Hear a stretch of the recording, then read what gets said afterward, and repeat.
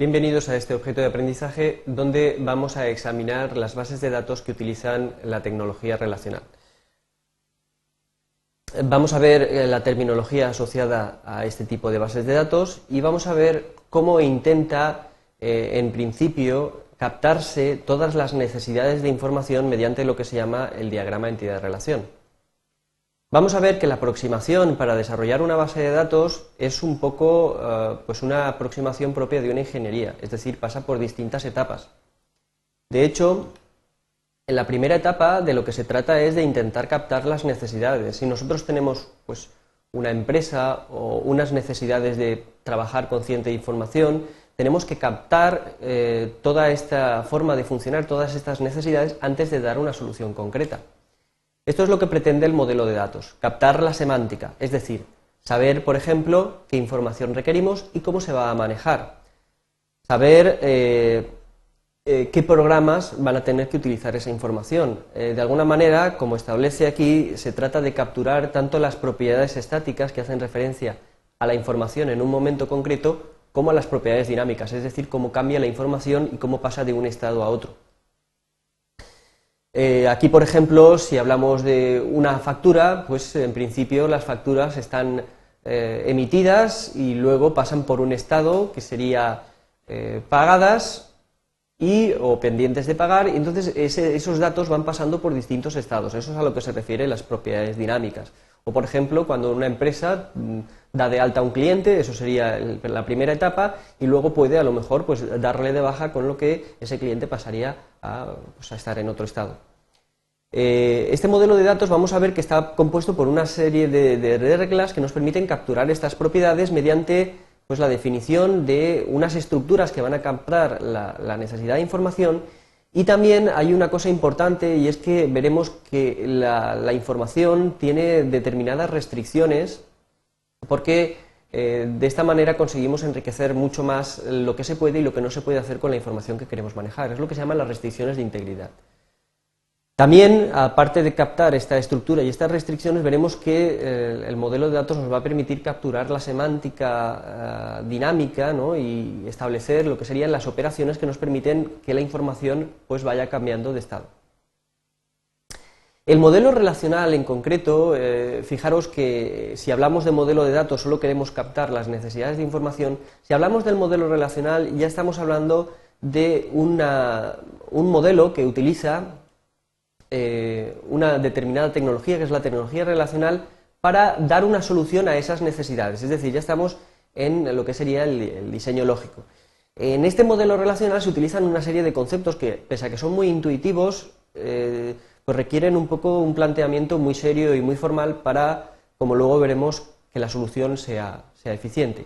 Aquí, en el modelo relacional, la información se representa mediante tablas, que es algo muy intuitivo y que vemos muy a diario. Y luego veremos que cuando la información está relacionada entre sí, por ejemplo, un coche tiene relación con un propietario, ¿no? Sería un ejemplo, pues veremos que eso se representa de alguna manera. Dentro de esas tablas, aunque quizás parezca obvio, cada fila va a tratarse de la ocurrencia de una entidad de lo que se trate la tabla. Por ejemplo, si hablamos de personas, cada una de las filas será una de las personas. Y en esa fila veremos que aparecen una serie de columnas que son distintos descriptores o atributos de los que podemos hablar en esa entidad, ¿no? Cuando hablamos de las relaciones a las que hacíamos mención antes, pues veremos que hay distintas formas de representar estas relaciones, que pueden ser mediante una tabla o mediante un campo que representa la relación de una tabla con otra. Bien.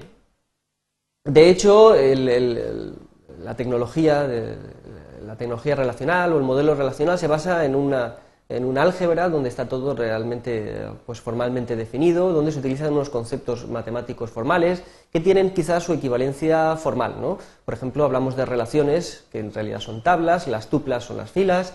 La cardinalidad, ahora veremos lo que es. La cardinalidad lo que establece es el número de elementos que puede haber en una tabla relacionados con otro.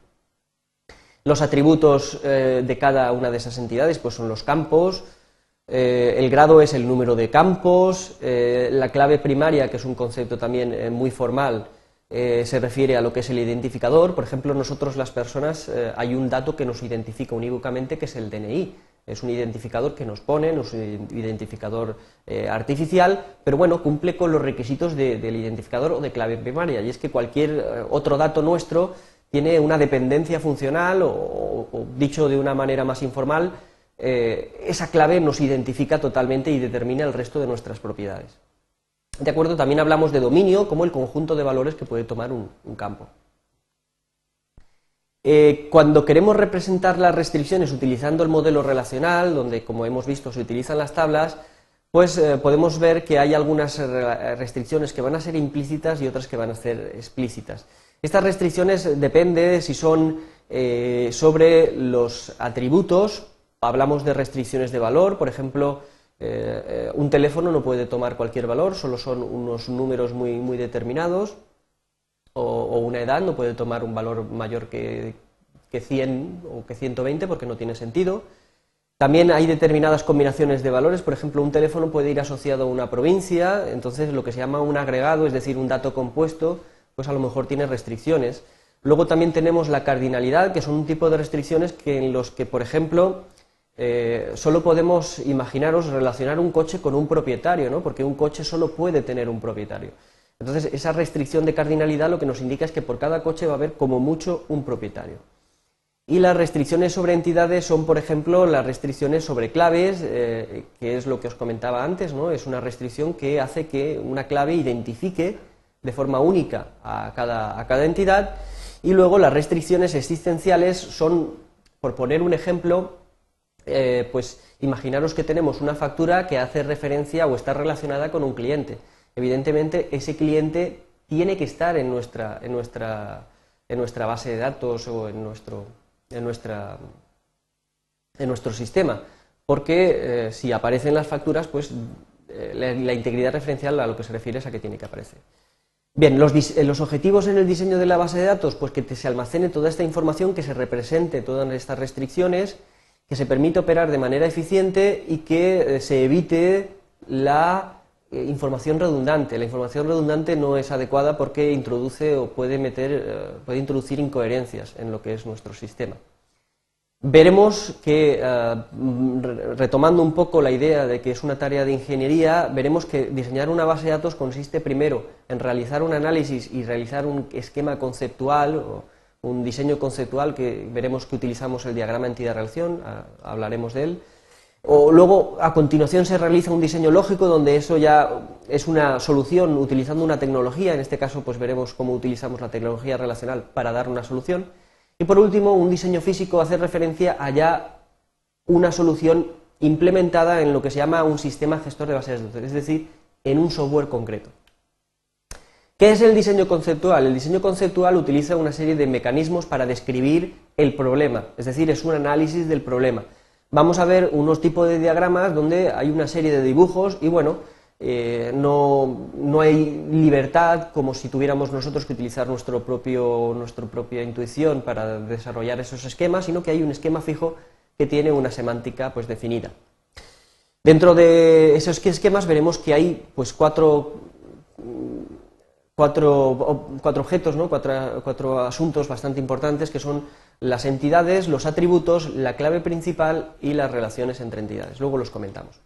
Del diseño lógico, utilizando, fijaros, una tecnología o un modelo de datos concreto, que aquí vamos a hablar del relacional, pues serán un conjunto de tablas que se derivan del esquema conceptual, porque el diseño lógico se deriva de una vez hemos captado la semántica, y donde se expresan toda la información y también las relaciones de cardinalidad. Por ejemplo, aquí hablamos de las cardinalidades muchos a muchos.